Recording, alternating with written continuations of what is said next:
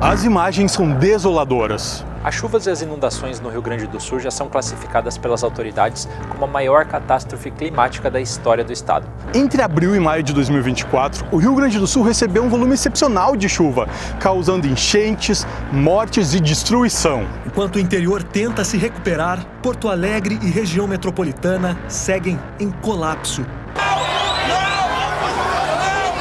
O alerta de inundação extrema levou à evacuação de bairros inteiros. Chegou a hora de saber o que aconteceu, qual a ligação do evento com as mudanças climáticas e o papel de governos antes e depois da tragédia.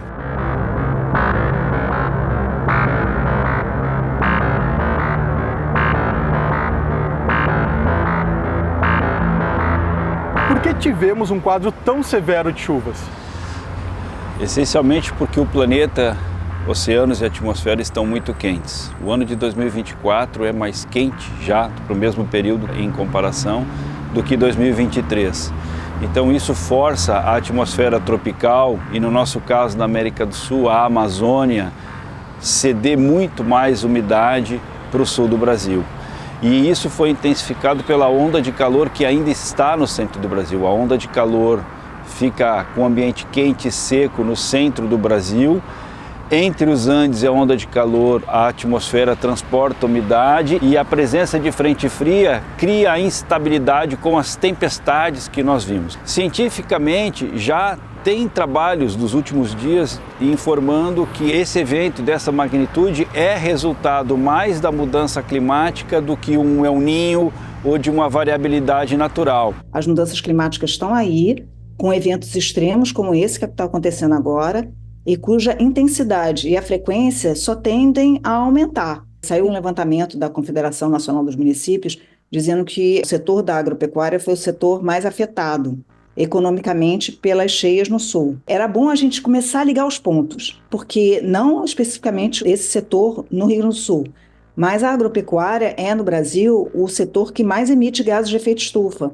Então, na hora de dizer, olha, temos um prejuízo, também é a hora de dizer, nós temos responsabilidade nesses eventos extremos, nós somos o setor que mais emite gases de efeito estufa, então está na hora de medir os prejuízos, está também na hora de identificar as responsabilidades pelos eventos extremos. Você citou o El Niño. Ele teve grande papel no evento ocorrido. O que dizer para quem culpa apenas ele e ignora a emergência climática? Simplesmente atribuir ao El Niño é esconder a realidade da crise climática, né? Quem mais sofre com tais impactos? Essencialmente a população mais vulnerável, né? Quer dizer, a população que mora nas áreas mais baixas, que mora nas margens dos rios, a população que tem menos acesso à informação, a população que há décadas está esquecida no planejamento urbano e territorial. É um grau de complexidade enorme.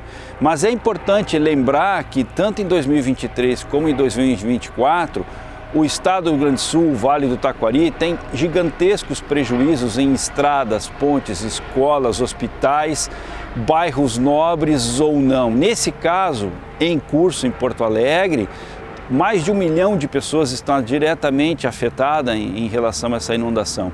Então, nesse momento, a crise afeta absolutamente a humanidade porto-alegrense, podíamos dizer assim. Nossos governos têm feito o suficiente para a defesa da população em eventos climáticos extremos? Com certeza não. O que nós vemos no Brasil de flexibilização de leis ambientais em níveis municipal, estadual e nacional fragilizam o sistema planeta Terra, aceleram as mudanças climáticas e, de fato, são, na maior parte das vezes, políticas que incrementam a mudança do clima, incrementam os impactos na sociedade, gerando os custos maiores que nós discutimos atualmente. O governo Leite, aqui do Rio Grande do Sul, flexibilizou regras ambientais. Conforme reportagem do UOL, o governo Melo, aqui da prefeitura, não gastou nada para prevenção de enchente.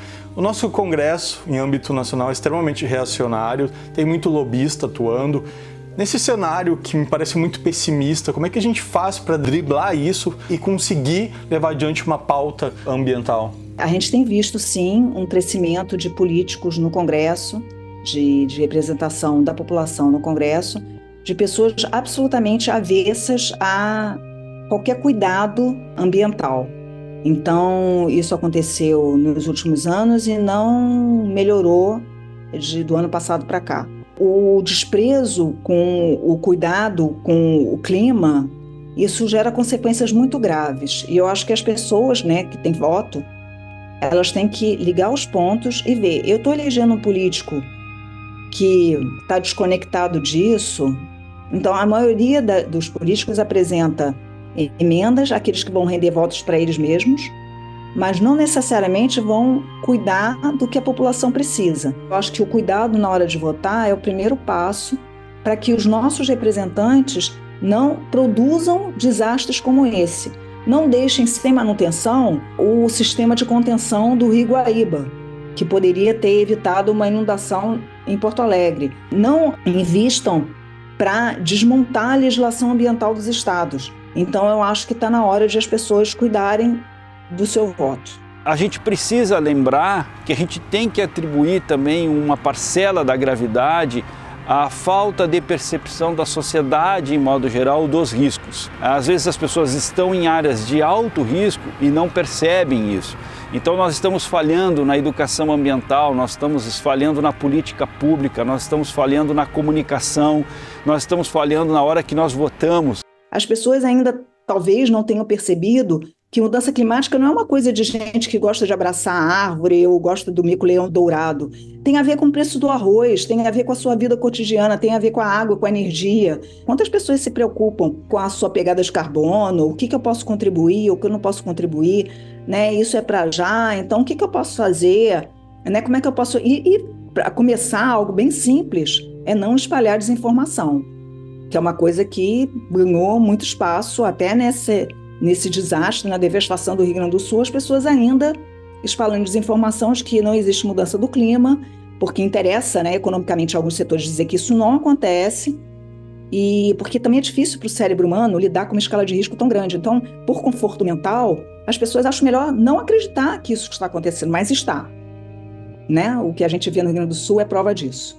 Políticos colocam a economia em oposição à preservação ambiental. O que falta para perceberem que a negligência custa muito caro e a população que paga a conta enquanto a elite lucra com a destruição? Acho que é a pergunta mais desafiadora. Eu tenho dois sentimentos em relação a isso. Primeiro é a incapacidade de reconhecimento da questão ambiental, da mudança climática por parte do tomador de decisão. Ele está alheio a esse conhecimento, essa necessidade. E a segunda, infelizmente, extremamente errada, mas é sempre a mais básica. Primeiro economia e depois a gente resolve o resto. Então, se a gente olhar os eventos em Porto Alegre de 2016, os eventos em Porto Alegre de 2000, etc., teve a contenção, minimizou-se o impacto e os projetos que mudariam essas condições ou esses efeitos, nenhum deles ocorreu, né? Então, a gente vê que a tomada de decisão pelos nossos gestores, quem nós elegemos, ainda é muito frágil, muito fraca em relação à questão mais preemente, que é meio ambiente suporta a vida e a economia. O lobby das empresas que acabam tendo uma pegada de carbono enorme, ele é muito forte. Até onde você acha que esse lobby de empresas destruidoras vai prevalecer? Eu acredito que ainda vai prevalecer muito, a não ser que a sociedade, através das suas mobilizações e de voto, consiga contornar isso. Isso acontece no mundo inteiro. O governo Lula quer aumentar a queima de combustíveis fósseis, ao mesmo tempo que ele fala muito sobre preservação, Belém vai ser a sede da COP30. Você acha que ele é hipócrita? Eu não vou dizer que é hipocrisia, né? Eu vou dizer que tem um conjunto de escolhas muito difíceis a serem feitas. O Brasil é o nono maior produtor de petróleo do planeta. Almeja alcançar a 4ª posição mundial. O petróleo e o gás, né, combustíveis fósseis, eles são uma fonte de riqueza. Tem muito dinheiro que entra no orçamento da União para pagar despesas, né? 65 bilhões nesse ano vão para estados e municípios da arrecadação do petróleo, de royalties e participações especiais, e também tem impostos. Isso é dinheiro. Então muita gente pensa só no dinheiro, só que o dinheiro não compra tudo. Tem uma política climática que está sendo definida. Alguns setores, como de óleo e gás ou como da própria agropecuária, tentam blindar os seus espaços, dizendo, não, nós precisamos emitir mais, porque nós somos muito importantes na economia, só que a conta precisa levar, né, em consideração quanto que custa o prejuízo no Rio Grande do Sul. E não é só o prejuízo para as populações, que a pessoa fala assim, eu estou longe lá da enchente do Rio Grande do Sul. Só que o preço do arroz vai aumentar no Brasil inteiro. O impacto do que está acontecendo no Sul agora vai afetar todos os brasileiros. Não dá para dizer isso não é comigo, entendeu? Então não vou me sensibilizar.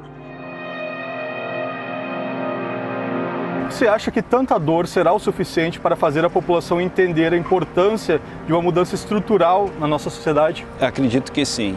3 eventos históricos, como nós estamos registrando no último ano em Porto Alegre, e esse evento que provavelmente é sem precedente, a inundação recorde e de impacto social, socioeconômico, socioambiental no Brasil, provavelmente vai gerar um efeito em que uma população de uma região metropolitana, o maior adensamento populacional de um estado como o Rio Grande do Sul, vai reverberar discussões, críticas, solicitação de ajustes, uma visão completamente diferente da cidade. A ciência aponta 2 caminhos.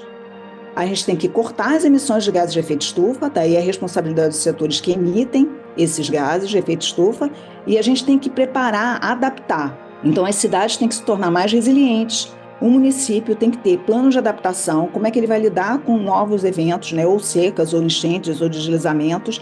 Está no momento da gente começar a ligar os pontos. Eu sempre digo isso. Qual é a causa? Né? O que nos levou a isso? Como é que a gente pode enfrentar isso? Porque não adianta só reconstruir um cenário que foi devastado, porque outras enchentes vão acontecer, né? Não necessariamente na mesma proporção, mas outras enchentes vão acontecer.